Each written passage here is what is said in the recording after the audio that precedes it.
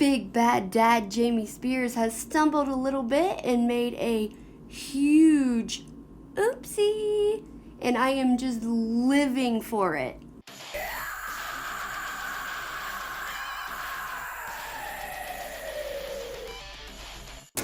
Hi friends, how are you guys today? I hope you guys are all having an amazing day so far. If you are not having an amazing day, your day will probably get a little better after you hear what we're about to go through. I want to start this video like every other video and say thank you guys so much for clicking on this video. I really hope that you enjoy the video, but if you don't enjoy it, I hope you at least find it informative and give it a chance. So, a couple cool things happened last court date for Britney Spears. Her dad made a very gigantic mess up. So the first thing he did was he actually filed a motion for Britney to pay for his new attorneys. Can you guys believe that? This dude gets suspended. The conservatorship is annulled. It's done, dissolved, whatever. And so Jamie decides to get lawyers after all of this. New lawyers that I think are $1,200 an hour. And he filed a petition for Britney to have to pay for his new lawyers. Why? Why should Britney have to pay for your lawyers after you were suspended and the conservatorship is ended? I don't understand what his reasoning could have possibly been, but he did file a motion for her to have to pay for his new legal fees. So we now know how much money Jamie has spent on legal fees for the entire conservatorship. Are you guys ready for this number? Jamie Spears has spent $30 million in legal fees for this conservatorship since 2008. $30 million in lawyer fees, in legal fees.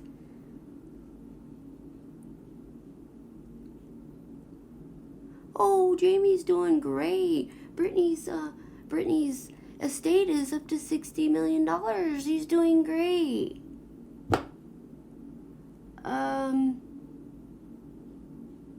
Are you sure? I guess it costs a lot of money to keep a perfectly healthy person locked up against their will, and I'm sure Jamie was more than willing to pay it as long as he kept getting his way and kept his daughter locked up for his own profit and financial gain. In my opinion, of course. Of course, my opinion. So, of course, when Jamie filed for Britney to pay his new legal fees, Rosengart came out of the gate swinging, and I am sure he had a huge smile on his face because the case law says that when a conservatorship is dissolved, a former conservator can have their legal fees paid if they are winding up the estate and if there is no question of malfeasance. Malfeasance.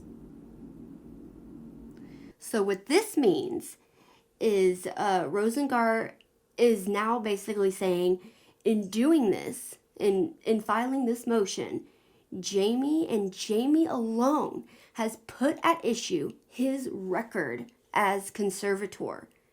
And so Rosengart is saying, like, I would love to take this opportunity to share with the court what we have found about Jamie's record. Woo!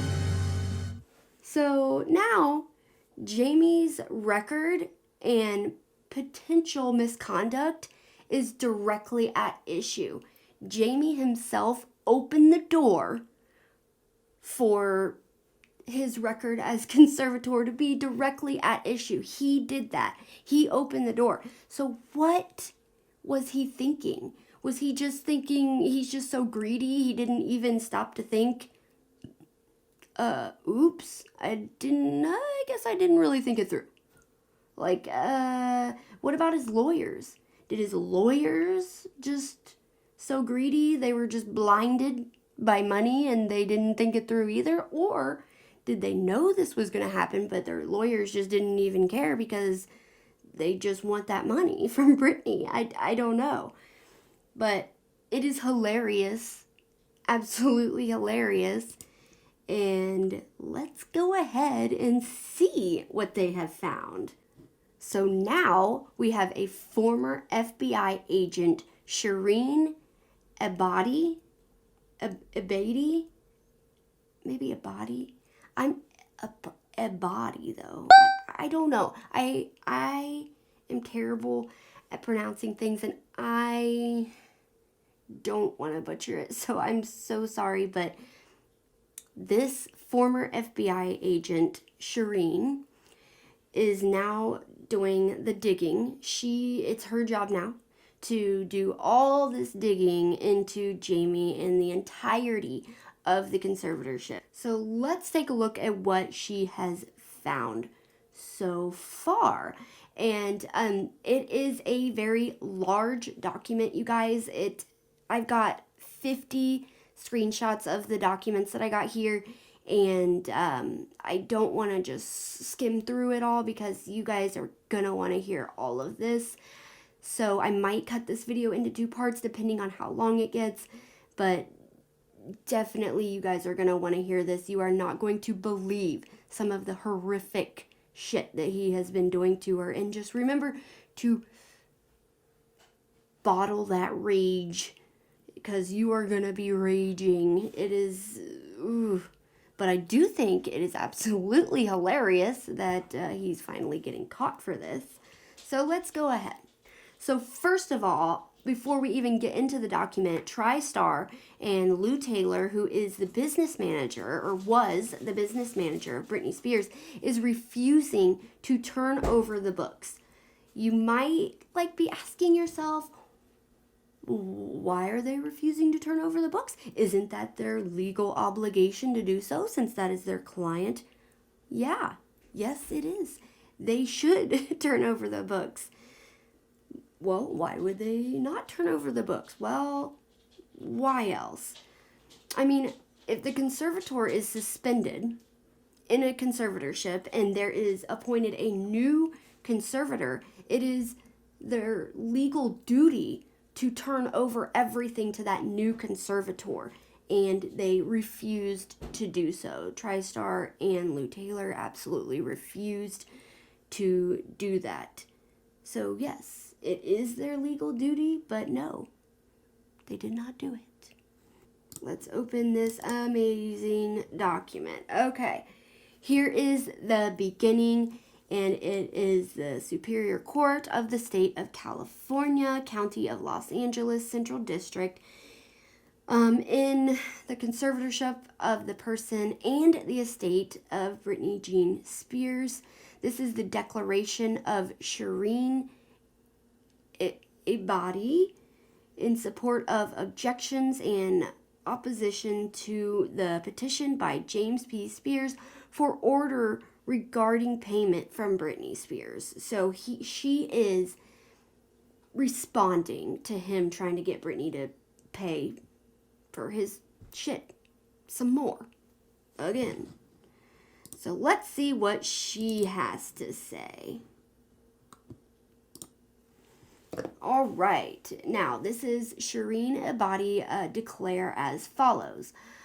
I am an associate managing director in the forensic investigations and intelligence practice of Kroll Associates, Inc. Kroll is based in LA, in an LA office. They were established in 1972. Kroll has been recognized as a preeminent global investigative and business intelligence consultancy with approximately 5,000 professionals across 30 countries. Kroll's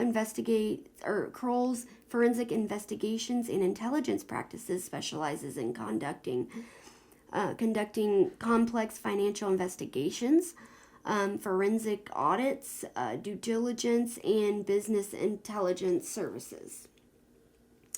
So, Kroll's client include governments, corporations, financial institutions, law firms, and high net worth individuals. Its professionals are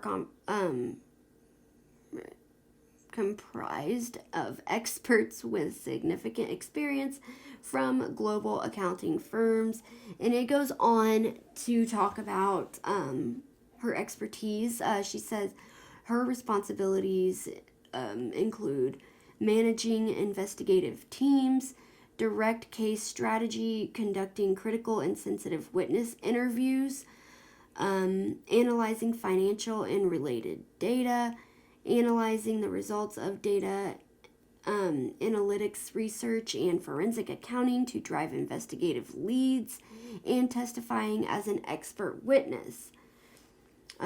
She goes on to talk about more of her expertise. She was a special agent with the FBI, where she worked on complex financial fraud and public corruption cases for over 10 years.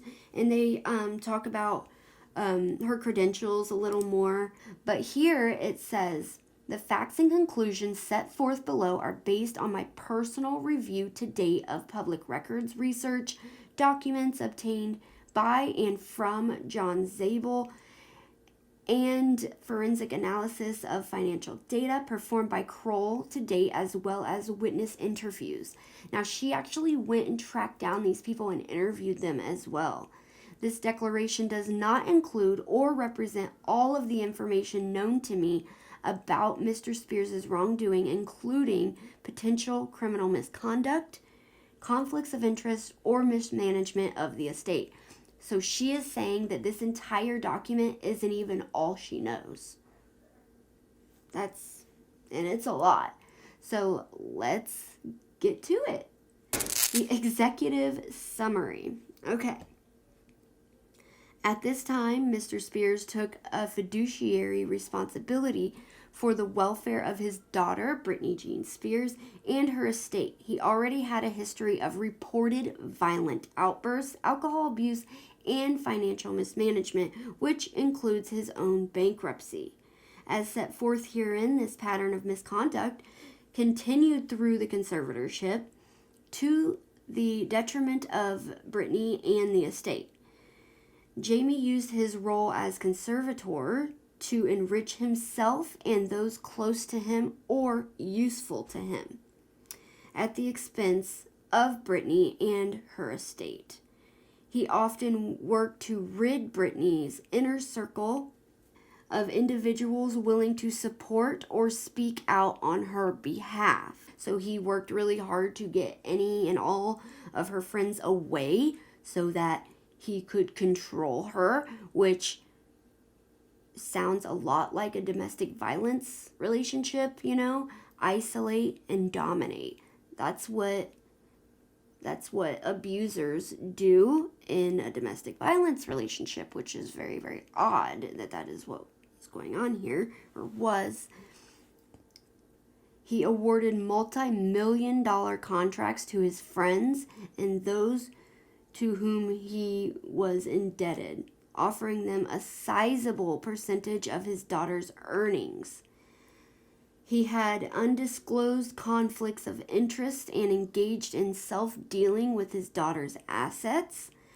He used estate assets to pay personal expenses for himself and his associates, including legal fees incurred after an altercation with Britney's children, leading to a restraining order against him.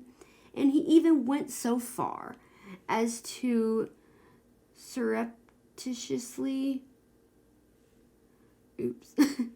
record and capture his daughter's most private communications, including attorney-client communications with her prior court-appointed attorney and private conversations in her bedroom. He did all this on the heels of serious financial troubles, manifesting in a bankruptcy, while paying himself millions of dollars from his daughter's estate. first of all, you guys, him recording Britney in her bedroom is just gross. That is gross. What? Why is he doing that? Does he know? That's gross. And do you guys remember when Jamie shook Britney's son and Kevin and the sons, they like filed a restraining order? Well, Jamie paid for his legal fees to fight that restraining order out of Britney's pocket.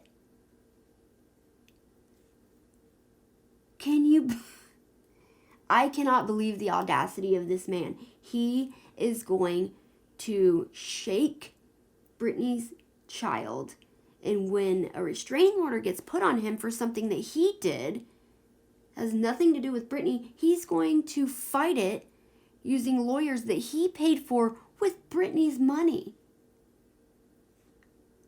I can't even explain, I can't find the words to explain how gross that is to me. Okay, so let's start with Jamie's history of behavioral and financial issues. So Jamie had a history of violence and alcoholism.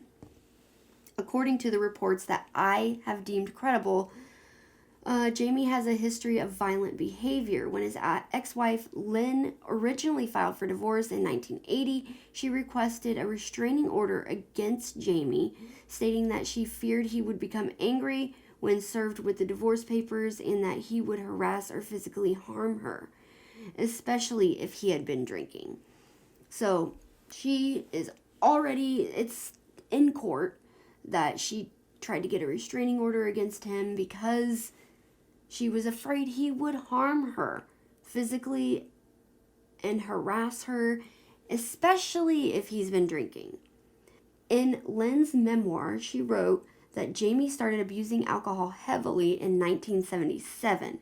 He would disappear on long weekend benders and become verbally abusive when he was drinking. Jamie's own brother, Willie Spears, recounted several instances of Jamie's violence and alcoholism, including one occurring during Britney Spears' childhood. According to Willie Spears, one time Jamie was drunk and tried to drive off with Britney in the car. She was no more than 5 years old. I tried to stop him, so I reached in the truck and grabbed the keys from the ignition, and he punched me. Jamie's former business partner and celebrity chef, Bobby Och, also relayed an event from 2002 when Jamie was drunk or high and he became unhinged, screaming and hollering. Mr. Och reported that Jamie was, quote, in my face and I was expecting any minute he was going to get physical, end quote. He says his daughter Jamie Lynn Spears also recounted Jamie's decade-long alcoholism. Her upcoming memoir recounts, quote, he spent most of my life in that cycle of ruinous behavior. His bouts of drinking caused me periods of torment and sorrow. It created a lot of anxiety. The hardest part was, quote, could I trust you? Are you drinking? Are you not? You guys remember that interview that Jamie Lynn did? So they are quoting that as well, like even Jamie Lynn says. Jamie eventually went to rehab for his alcohol addiction, but his drinking and abusive behavior continued during his tenure as conservator. According to emails, media reports, and statements by attorneys representing the Federline family, a police report and domestic violence restraining order was filed against Jamie after a violent encounter in August 2019 in which Jamie physically shook his 13-year-old grandson in the presence of his other younger grandson. The restraining order was also reported to law enforcement authorities. but no charges were ever filed. I don't know how he did that, but the restraining order is there and it is on file.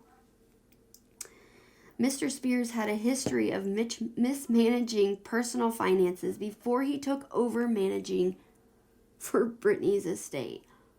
Oh, shocking. Jamie has a long history of personal financial mismanagement, including a bankruptcy, mortgage defaults, state and federal tax liens, and failed business ventures. From 1991 to in October of 1994, First Guaranty Bank won a judgment against Jamie and Lynn in the amount of $51,240.07 in connection with their default on their mortgage. To satisfy the judgment, Tangi Pahua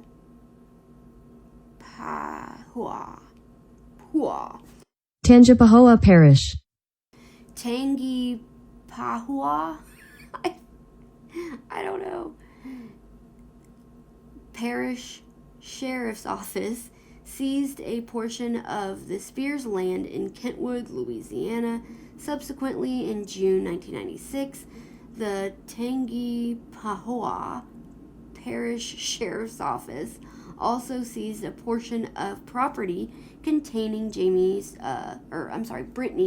childhood home, along with 2 trucks and several pieces of construction machinery, to satisfy a second credit default to the Bank of Greensburg in the amount of $58,409.06. In July of 1998, Jamie filed for Chapter 7 bankruptcy. During a March 2002 interview, Mr. Spears summed up his financial woes, stating that he, quote, squandered his money on wild women and beer and was all but broke, end quote. In a publicly filed 2008 petition requesting that he compensate for his new role as conservator, Mr. Spears told the court that he had been, quote, working as a private chef and caterer prior to the conservatorship, but had to forego all means of employment to devote his full time and attention to caring for his daughter and her affairs. Despite these claims, it does not appear that Jamie had any stable employment or income in the years immediately prior to the conservatorship. There is some indication he may have worked at a restaurant owned by Britney and that chef Bobby Oach in 2002, but according to Oach, Mr. Spears had no ownership or authority in the endeavor. There are also media reports of Jamie working with Joseph Neiman at a smoothie shop in Venice Beach, California from late 2004 to early 2006. Neiman is quoted as saying that the position was, quote, an attempt at Mr. Spears getting his life back together after his post-divorce alcoholic tailspin and subsequent rehab stint, end quote. Your Honor, I need to be compensated for me caring for Britney, my daughter. I need to care for her full time, and I cannot work at the smoothie shop anymore, so I need to be compensated. I need to be paid because I'm losing hours at the smoothie shop by taking care of Britney. Is that how it went? Just curious. I can't work at the smoothie shop. I'm losing hours at the smoothie shop, so I need to be paid as a professional conservator, knowing that I have no job, no experience, no nothing, bankruptcy and mismanagement of money, but I am now a professional conservator, not a smoothie maker, and I need compensated. Really? Come on. In 2006, Mr. Spears announced the launch of an app, Palm's Home Poker Host, in partnership with the partial owners of the Palms Casino in Las Vegas. This venue also appears to have failed, as its controlling entity, JSM 1 LLC, was dissolved shortly after the conservatorship began. Interesting. Here's all the footnotes and where she got all her information. But it says, from the outset of the conservatorship, Mr. Spears routinely acted in his own interest rather than his daughter's. Routinely. The conservatorship originated from an ethically conflicted relationship. As reported by the New York Times on December 19th, 2021, prior to the start of the conservatorship in 2008, Jamie had borrowed $40,000 from TriStar Sports and Entertainment, a then obscure business management company with only a few clients, owned by Jamie's friend Lou Taylor.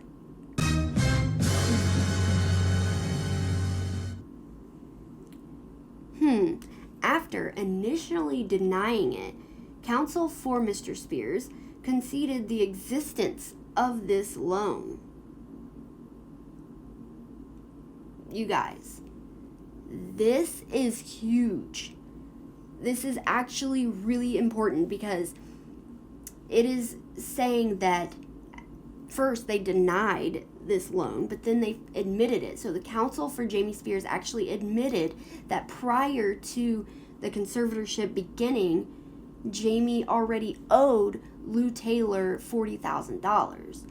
That is a huge conflict of interest for Jamie. He never, ever, ever should have been put as the conservator. He should have never been put in that position if this would have been disclosed to the court. The court would have never let him be conservator if this was disclosed to the court, but it wasn't. They never told the court, ever. Interesting. In view of Mr. Spears' prior bankruptcy and his financial situation at the time, that is, before he reaped millions of dollars as a conservator.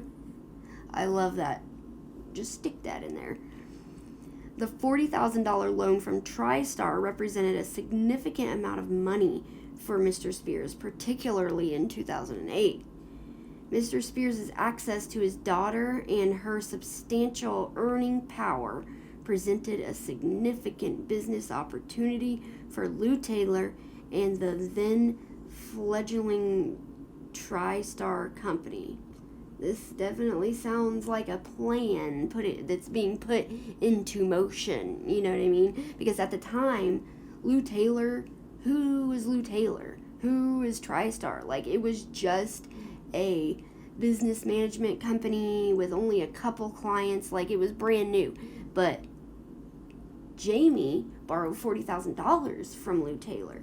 So when they put her in a conservatorship and put Jamie in charge, he had the power to make Lou Taylor Britney's business manager. So he gave one of the biggest pop stars in the world to Lou Taylor as a client for his payback of the $40,000 loan. And now him and his friend Lou Taylor can make her work and earn them all this money. And it sounds like it was not an accident. It was against this backdrop that Mr. Spears, after consulting with Lou Taylor, petitioned for the creation of the conservatorship and thereafter installed TriStar as Britney's business manager. So he consulted with Lou Taylor first and then created the conservatorship and forced Britney to use Lou Taylor as her business manager. As discussed further below, based upon Kroll's analysis of data made available by TriStar via QuickBooks, Jamie awarded TriStar multi-million-dollar commission and fees from his daughter's earnings. To be clear, TriStar has nevertheless still failed and refused to answer the simple basic question that Kroll and Britney's counsel have repeatedly asked them, which is, how much money did TriStar make from Britney Spears or her estate? They just want to know. They want to know, how much money have you earned from this client and her estate? They won't turn over the books. They won't cooperate. They won't answer the question. They are refusing. Why? It's just your former client. You're a business manager. Why can't you tell? TriStar has instead referred Kroll and counsel to 13 years of disjoined, complex, and incomplete accountings while also providing the above referenced information via its own unverified QuickBook software. Further, the accountings expressly note that they are incomplete because it would be impractical to fit the business activities and transactions of Britney Spears into the form of the traditional accounting. Oh, Your Honor, it's too much work for us. Can you just look away? Thanks. It's too much work. We're not going to do that, so just don't look, okay? We're doing everything right, I swear. Scout's honor. It's too much work. Are you kidding me? For example, they do not cover Britney's assets held outside the estate and entities formed after the conservatorship was established are not reflected in the inventories. So they have all of these separate business entities that the court has never even looked at. They have separate assets that were outside of the conservatorship, and they had all these entities that they had formed after the conservatorship had begun. The court has never looked at any of that stuff, ever. And they're not in the accountings. They never reflected them in the inventories, and the court just never asked. Are you kidding me? Moreover, the account statements commonly show only the total balance of inflows and outflows, not the individual transactions, making it impossible in many cases to discern the actual purpose of recipient or disbursements from the estate. Based on all of this, as of this date, Kroll is not in a position to independently verify TriStar's take or total earnings.